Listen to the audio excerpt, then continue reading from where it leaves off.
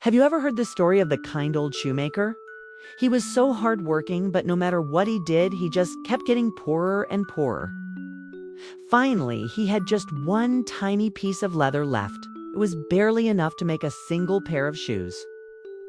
That evening, he carefully cut the leather, laid it out on his workbench, and with a heavy heart, went to bed.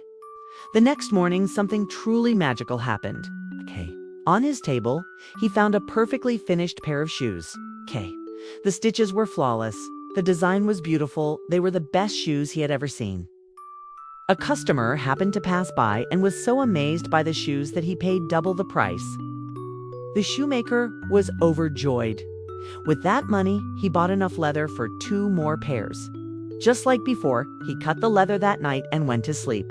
And guess what? The next morning, 2 brand new perfect pairs of shoes were waiting for him.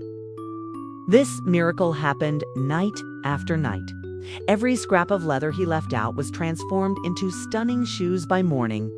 The shoemaker was no longer poor. His little shop was bustling with happy customers. He and his wife were finally doing well. One night, filled with curiosity and gratitude, they decided to find out who their secret helpers were. They hid in a small closet, peeking through a crack in the door. As the clock struck midnight, 3 tiny elves, dressed in raggedy clothes, tiptoed into the workshop. They hopped onto the bench and began to work with incredible speed and skill.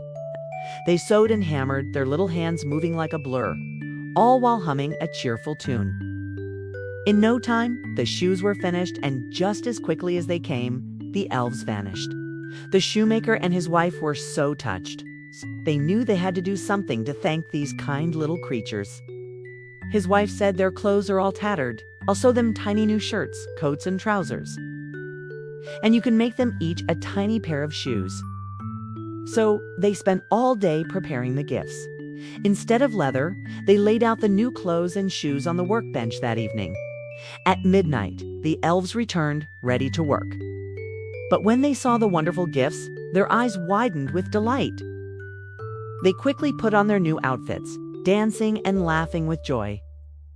They were so happy, they danced right out the door and into the night. They never came back, but they had left behind a gift of their own. The shoemaker continued to prosper. His good fortune never ran out. And he and his wife lived a happy and comfortable life, always remembering the kindness of their little friends.